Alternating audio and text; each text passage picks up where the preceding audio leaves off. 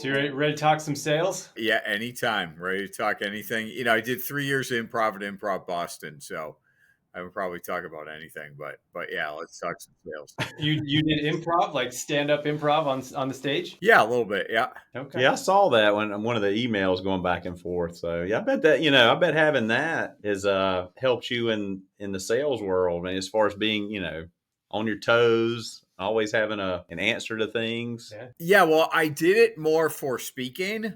When I got into speaking, I had somebody tell me who was like a world champion public speaker. They said, "You want to do improv?" Because what happened is I can get up there now in front of a crowd and I can get stuck and forget what I'm going to say. And I just keep going and no one even knows until I think of what I was going to say. So it's been really good from that standpoint. Now, I think it feeds into what you're saying is about the constant learning stuff that was outside of your industry. That kind of feeds into that. So I thought that was interesting when I was reading your articles. There was a group when I was going to college called Improv Broadway. So they kind of did improv, but they would get up and like sing an entire musical right on stage and like do this whole thing. They were pretty good. Okay. Was yours like comedy improv, like back and forth, like comedy games, or like improv Broadway type stuff, or was it speaking specifically? Yeah, no, it was it was the first one you mentioned. It was basically on stage with a bunch of other people, and we would ask the audience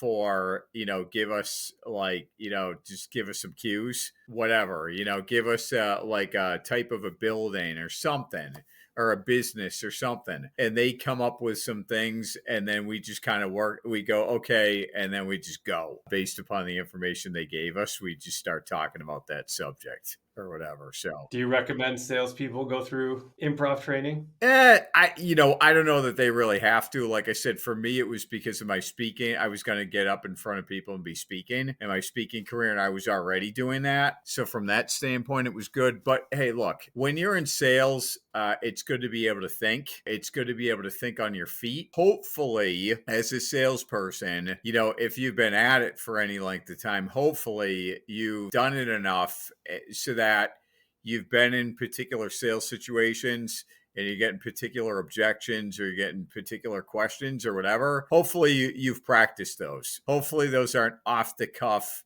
where you have to improv.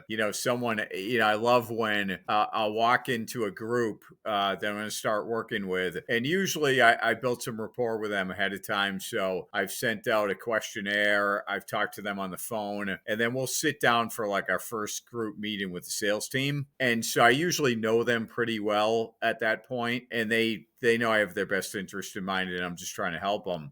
And I'll ask them if I can pick on them. And one of the first things I'll do in a sales meeting is I'll pick one of the veterans and I'll say, I can get it cheaper down the street. What's your answer? And that answer better not come off as improv, which it usually does, because usually the first sound out of their mouth is, followed by 30 to 45 seconds or 60 seconds of verbal diarrhea until I cut them off. And you're like, no. I say one of the things is you got to be scripted. Like you got to know. So acting might be good from that standpoint, and that's one thing too. People talk about scripts, right? Oh, well, if I'm scripted, I'm going to sound like I'm reading and this or that or whatever it is. And some people have objections about scripting. It's like, look, pick your favorite movie. Pick your favorite scene. It is scripted. It has been practiced, rehearsed, everything over and over and over again. No matter how off the cuff that looks and how good it looks, that thing has been practiced over and over and over again. And I say, you got to do the same thing with sales. If you're getting whatever objections you're getting, whatever questions you're getting, you got to be role playing those with people. You got to be practicing those. You got to be in the car practicing those. You got to be doing all that stuff. And, if you've been at it 5, 10, 15 years, you may not be doing it as intensely, but at the same time, you got to know exactly what's coming out of your mouth. They say I should be able to wake somebody up at 3 a.m. and give them the 5, 6, 7, 8 common objections they get, and those answers should roll right off their tongue. A more extemporaneous approach. More if we're going to relate it to being on stage or more of what you see in Hollywood, and more of, and even the musicals, not the improv ones, right? But the ones where they practiced. and they've rehearsed and they know their dance moves and they know what they're going to say and how they're going to say it and everything else. I mean, you want to be working on that stuff way ahead of time. I mean, why does every team from Pop Warner football, Pee Wee football, all the way to the pros, why do they all practice? That's why.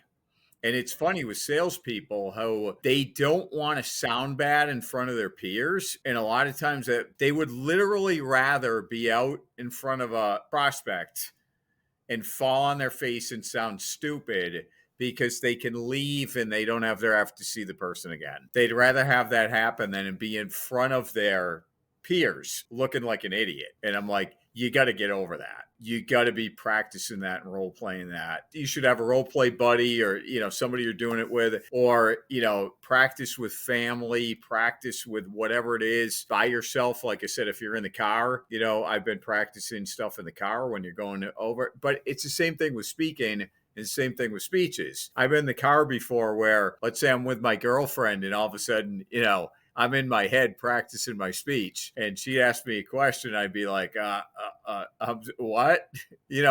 Which isn't always great for a relationship. But the point is I'm practicing, and I've had friends who have done it and, their spouse or significant other asked them a question. They're like practicing, they're in their head the whole time. And the best are just really good at, they know exactly what they're going to say, how they're going to say it, when they're going to say it, because they've just practiced and role played it over and over again. And I think there's a difference between being scripted and preparation. And if you're prepared and you know the objections that you could possibly get, I mean, and you learn that over time as you are in front of different people, you start hearing these things. But if you prepare and you start beforehand to come up with the answers to these objections, to me, that's a whole different deal than just saying I'm reading off a script. I think what you're saying is that, hey, you have a script, but it's built over time from the preparation and the experience that you've had. Am I right in saying that? Yeah. So, scripting isn't How to Be the Top Sales Rep in Your Industry by John Chapin. Like, that isn't scripting. Scripting isn't, well, it is, right? And scripting is the person who calls you on the phone and sounds like they're reading something. Yeah. Is that scripted? Yeah. Okay. Yeah. You don't want to sound like that, though. You want to be at a point where you know it so well that, and of course, if you're in person, you can't be looking at the script anyway. So you better know it. And if you're on the phone, that's fine. I used to use scripts all the time when I was on the phone. Primarily my first job, which was I was a stockbroker, but I was doing all my business over the phone primarily. And I had scripts for everything. I've got to talk to the wife. I've got to think about it. I've got to whatever. And my transition was when I come to the end of my presentation and I close and they'd say, I'm sorry, I have to talk to my wife. My transition phrase was, I definitely understand that. Meanwhile, I've got the tab with wife. I definitely understand that. And at the same time, all my clients who are married and and I had it there as a base, but even the stuff that I was reading, you can practice with things so that you don't sound like you're reading. They sound like you're reading, not sounding like you're reading. But the goal is to know the stuff so well. And, our manufacturers reps I was a manufacturer's rep for Diebold Bank and Equipment. And so for 10 years, I was out on the road and everything else. And when you're out on the road, you're not sitting there with scripts. I mean, the beginning, I might have, okay, they're building a branch, they're designing a branch. So I've got to ask certain questions. Look, if I have to ask the questions, I have the questions. And I'm sitting there and I say, well, I have some questions for you or whatever. Oh, well, what is that? You're going to read off the question. Salespeople always think like people are going to say, oh, what are you reading? What are you this? And it never happens. But, I said, look, if you're there and you need a script or you need the scripted questions because you're brand new or whatever it is and don't know what to ask yet, you pull them out. You just start asking. If they say something, you say, look, yeah, I've just got my questions I need to ask. I want to make sure I don't forget anything. So I write them down. This is it. And just make sure you don't have anything written on there like this guy's a jerk or anything else, as you show it to them. But I just show people, I go, yeah. So for the new people out there who are maybe learning something or again, there's a list of questions you need to go through. If there is something you need to have there that you have to read to kind of make sure while you're with the prospect in person, just do that. Just tell them, say, I have some questions here to cover. And again, everybody says, oh, yeah, it's fine. Yeah. And two, taking notes when you're in front of a prospect, I think that's a good thing because there's always follow up typically that happens on a sales call. You don't want to be that sales guy that comes in and just sits there and you talk. And like you said, have diarrhea of the mouth. And then he asks you to do a couple things and then you don't write them down and you're like, okay, we'll see you. And then the next time you come in, they're like, well, what about the two things I asked you to help me with? I mean, you're not bringing any value at that point. So writing stuff down, I think, is a positive. Oh, you absolutely have to take notes. Then I'll get the question from salespeople, which well, what do you say if people ask you? It's like, look, all this stuff's common sense. You just say, look, I'm writing down what you're saying, so I make sure I don't forget anything. And so I make sure, I have everything covered that we're talking about. Simple, right? People get worried about, oh, they're going to think I'm reading. Oh, they're going to think I'm taking notes. I'm not paying attention to you got to get over all that stuff and just say, hey, if you're with somebody, it's important stuff they're saying, you got to write that stuff down. I don't know if you've ever had, waiter or waitress, right? Well, we all have over the years where you get most of them write the stuff down, but then every once in a while you'll get that one who's impressing everybody and they've got 8 orders around the table and they're not taking notes. Yeah, I hate that. And they've practiced they've gotten really good at that. They've worked at that. They've practiced and everything comes out well. I'll tell you what, if they're not writing that down, that everything better come out perfectly. Because if it doesn't, then in the future, they got to be writing it down. But yeah, with salespeople, you just don't want to be sitting there. I mean, you got to make sure you've got a couple of pens with you, right? Just in case one doesn't work. Make sure that, depending upon who you're talking to too, typically I wouldn't have like the big pen I was taking notes with, but because I dealt with banks and credit unions, most of them had pens. And a lot of times too, once you took orders or whatever, and you were dealing with them for a while, they give you one of their pens, one of their fancy pens. I literally had all the pens at home lined up. I had my day like, okay, I'm going to Cambridge Savings Bank. I'm going to Middlesex Savings Bank. I'm going here, here, here. I would take out all the pens for the appointments that day. And when I was in the appointment, I was using their pen to write this stuff down. I like it. Did people comment on the pen? Did they notice? Yeah, I mean, sometimes they might say something, right? But the other thing was, we at Diebold, we had really nice pens too that we used to use and that we give out every once in a while or whatever. I mean, they were like $45 pens, and they had a nice finish on them, and they said Diebold on them or whatever. And I'll tell you, whenever somebody would say something like, what, they'd be signing an order and they'd say, wow, that's a really nice pen, I'd say, it's yours. Keep it. I give them the pen.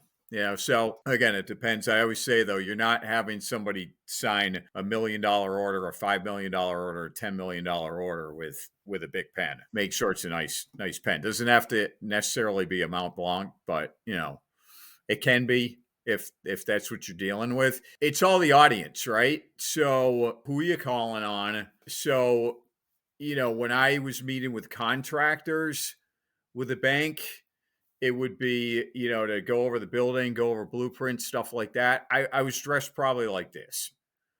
When I went in to meet with the bankers, it was suit and tie.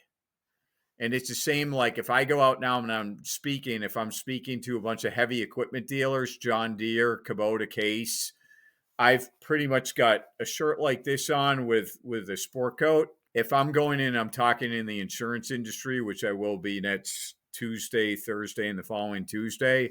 I'm suit and tie. So you will be judged all day long by what you're wearing, the pen you're using, whether or not you have bad breath, how you're groomed, like all this stuff affects everything, right? So it's part of the thing. But yeah, for me, like I said, with the pens, that was just one little thing I did. I didn't want to be in Cambridge Savings Bank with a pen from Cambridge Trust. That they would notice. And I think a lot of them do notice, not, all of them comment on it or whatever. Some of them do, but it's one of the little things. But yeah, people notice the little things. Well, what about developing scripts? So you're talking about using scripts. I imagine that your delivery is only as good as your script is, right? So how do you, like, who in a company should be developing the scripts, or what's the process to get a script where it's what you need? Yeah. So what I do is you want the top. I mean, hopefully, if you're at a company and you've got salespeople, you've got top salespeople, right? And the top salespeople aren't always, they're usually really good at everything, at cold calling and at getting through the gatekeeper to the decision maker and then getting the decision maker's attention, then doing a presentation. But you might have some that have different strengths in different areas. So you want to pick the people who are the best at like getting through the gatekeeper. Okay, what do you say? What do you do to get through the gatekeeper? How do you do that? And you're recording that. So just to give you an idea, when I became a stockbroker, there were 52 offices around the country. I was lucky enough to be in the number one office out of all 52. I was in Clearwater, Florida at the time, speaking of Florida. I was working out of there. And we had about 3,000 brokers. And we had 5 of the top 20. We had number one, we had number two, and then we had 3 more guys in the top 20. So what I would do is once I started and I got, my presentation from one of the guys that was doing a presentation for a particular stock, and I learned that presentation, but I had it there too, so I could kind of read it. And I didn't sound like I was reading it. And I get to the end of that and I close. And the first day I'm doing a presentation, the first person says, I got to talk to my wife. Okay. So I set an appointment to call them back. And then at the end of the day, market closes 4:00. I go into Bob's office and I said, hey, Bob, and I have a tape recorder. It was this big thing. I said, Bob, somebody says they have to talk to their wife. What do you say? Boom. Recorder. I go into Gabe's office. Gabe, somebody says they have to talk to their wife. What do you say? Boom. I go to all 5 people. I get all their answers. I go home at night. I'm writing this stuff down. This is in the 80s. This is before the fancy computers and printing stuff out or whatever. I'm writing this stuff down. And so now I have wife. And I have 5 answers along with closes after that. So call the guy back. Guy goes, yeah, my wife isn't real thrilled about it. I go, look, Joe, I completely understand. I don't have any clients who jump up and down, whose wives jump up and down about them buying stock. Okay. Go through the whole thing. Okay. Get to the end, verify that, close that, whatever. That doesn't work. But it did. So now it's, yeah, no, I know. You know what, though? I want to think about it. Okay. Well, at 4:00, Bob, Gabe, 3 other people at home, writing it down. Call the guy back. No, I know. I still got to think about it. Look, I definitely understand that. At the same time, you're not going to know any more than you do right now. And I go through the whole thing, get to the end, close, and then you get another objection. Or you eventually close it or whatever. So you want to find the successful people who are, whatever they're saying, whatever they're doing, that's what you want to write down. That's what you want to practice. That's what you want to emulate.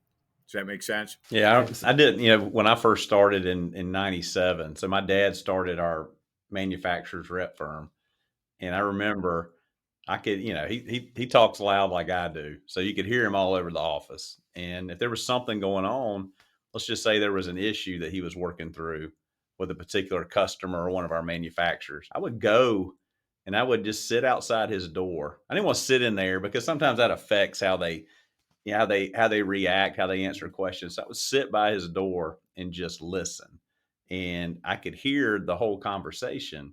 And it's amazing how much I learned just sitting there listening to see how he handled a situation.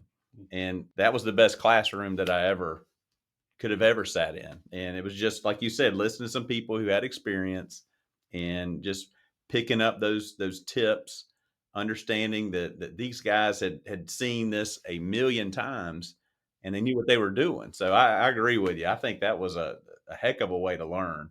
For sounds like for you as well as me. Yeah, and that's the thing. I mean, look, if you're going to, let's say you want to be a quarterback, right? What are you going to do? Somebody says, okay, we'll give you, and hopefully, we're not offending too many people with the names we use, right? But, Tom Brady, I think of Peyton Manning, whoever it is, right? You're going to find Tom Brady, Peyton Manning, whomever, and you're going to go to them and say, what do I do? What do I, how do I study? How do I work? How do I whatever? And you're going to follow them. Same thing, right? So you might have the high school quarterback kid and maybe you're in junior high and, the high school kid's going to help you or something. That's great. But if you can get Tom Brady or you can get Peyton Manning, but yeah, people been through it. Your dad was in business. Your dad had survived business. So obviously he'd been successful.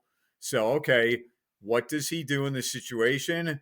If he's successful in that situation, if I do the same thing, say the same stuff, I'm probably going to be successful too. It's the same thing. It's like with those 5 guys that I followed, it took a while, for me to make mistakes and stumble over stuff and whatever. It took a few months. But eventually I got to a point where I was number 1 in the country. It took probably about a year for me to get there total. But 2-3 months in, I mean, it was brutal. I'm getting beat up. I'm getting hung up on. I'm doing all that. But at the same time, again, I was getting success here and there. I was starting to win some of these battles. And again, yeah, it's just, if you have an example you can follow, if you have a mentor who's really successful that you can follow, like you did with your dad. I worked with my dad for 10 years. My dad sold the first ATMs in New England in 1976 against NCR and some other IBM, some pretty heavy competition. So my dad was the number 1 rep in New England for over 40 years for IBM and Diebold banking equipment. So I learned from him. He taught me his cold call. Here's how you walk in. You don't go in with a leather, at the time, salesmen, like in the banking industry, they were going in with like their briefcases and stuff. He'd walk in with a manila envelope with like some information. Half the people you walked in on a cold call, they thought they were getting served because you looked like a lawyer. But what did it do? It didn't bring up that automatic defense response, that wall, right? Because people are like, oh crap. Like, who is this? And you just didn't come across as the typical salesperson. But my dad learned that in IBM training back in the early 60s. I mean, they really taught people how to sell. Like, they went through, and their whole thing was role play, right? So they were in Ohio for 3 months. And all they were doing, they did some product stuff, but a lot of stuff they did was sales training. It was role playing. It was how do you dress? It was the white IBM shirt. It was, making sure everything's tightened up, that the tie is all the way up to the top. It's, your shoes are shined, like everything's perfect, right? They went through that whole thing. And then when he got back, he still had to go around with his manager and a top sales rep, a mentor, for another 3 months on calls. It was 6 months of training and talking through sales situations and everything before they let him go out on his own.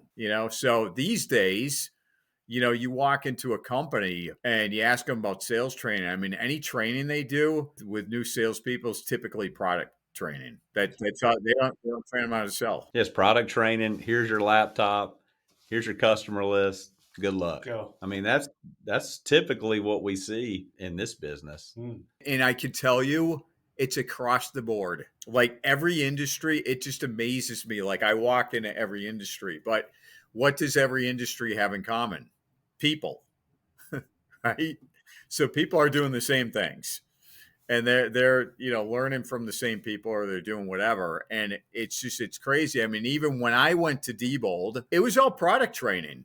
We literally did zero sales training. When I went, I had 4 weeks out in Canton, Ohio of training, and it was all product training. It was 1 week was ATMs, 1 week was vaults, another week was video alarm. It was all product training. It wasn't any sales training. Well, if you even take it a step back further, once you get to your first job or the start of your career, take it a step further. Back is at school at NC State. Well, I was in the business school at State, and the closest thing that we got to any kind of like true like sales training was marketing. I mean, sales was just something that you just had to kind of pick up on your own. But I think Florida State actually has a professional selling curriculum within their business school. And we've got one of our manufacturers that has been tapping that for new recruits and bringing them in and going through the program. So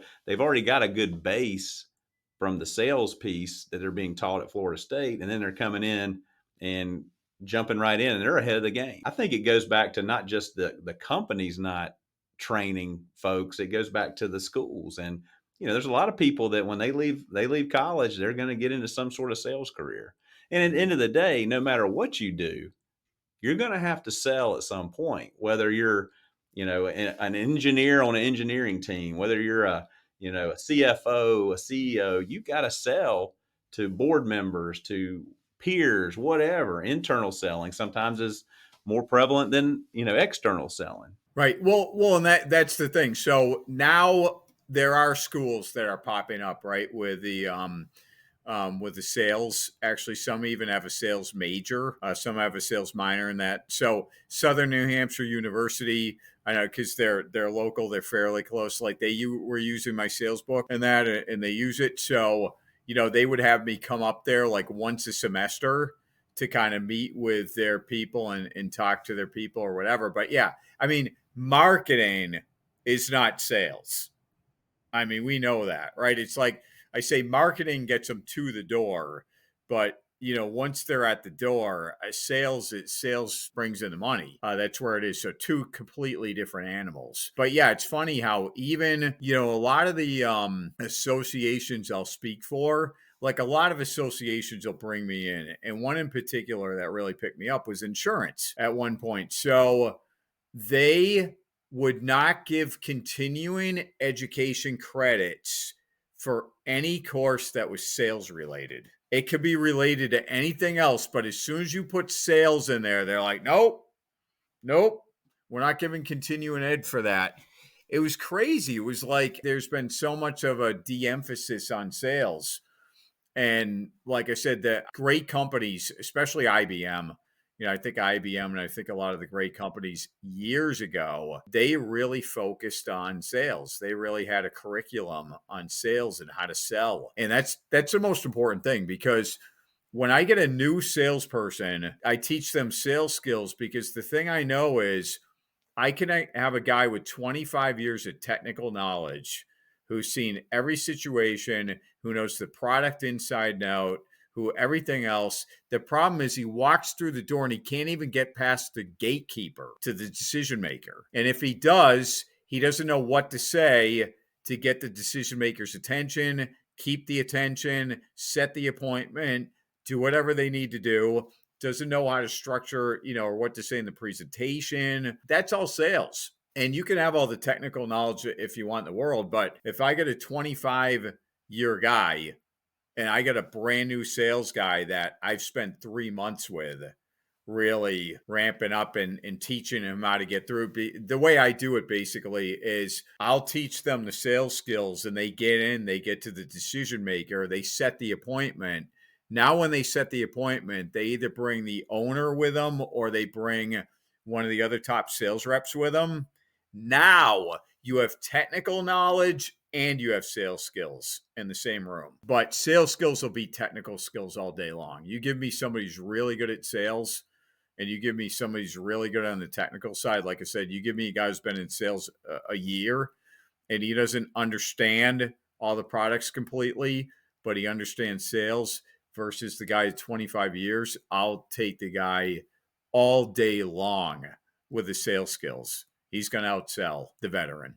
all day long. You shared with us scripting, how important that is. You shared with us mentorship and learning from people that have been in these scenarios. Is there anything else that you would say contributed to your success becoming a top salesperson, or that people should pay attention to? Like any other factors that you think are really critical? Yeah, look, there are a couple of key things. Number one's activity. You got to be calling people. You got to be making the calls. It's 99.9% of the time when someone fails in sales, it's a failure of activity. They didn't make enough calls to get enough prospects to make enough sales. The other 0.1% of the time someone fails in sales, they get hit by a bus. Literally 36 years. Every time I've seen someone fail in sales, it's because they weren't making enough calls. They weren't putting the work in. So activity, number one. Number two is sales skills. So if you're making the calls and then you get in front of somebody and you actually know what to say, because a lot of the people who are making the calls, they're not great on what to say. They're like the guy I called on and I said, hey, I can get it cheaper down the street. What's the answer? And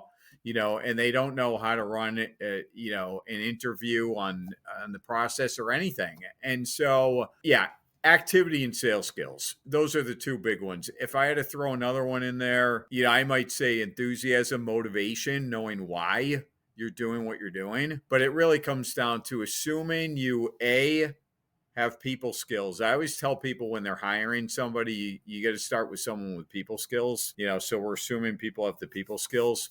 Once they have that in place, and once they're internally motivated and they're going to go out and drive and they don't need somebody looking over their shoulder to make sure they're doing what they're supposed to be doing, it's going to be making the calls and then knowing what to say when you're making the calls. Those are the key items. Right on. Well, thank you, John, for joining us and going through that. If people are interested in your work and what you're doing now, what's the best way they can reach out to you? Yeah, completeselling.com. I mean, my website is probably the easiest. So it's complete as in total, completeselling.com. And it's John J. Chapin. If people are looking, I don't do a ton of social media, but if you're going on there, it's John J. Chapin. The book is Sales Encyclopedia, the largest sales book on the planet. Yeah. And again, email John Chapin at completeselling.com. And I always give out my phone number, my cell phone number, which is 508-243-7359, because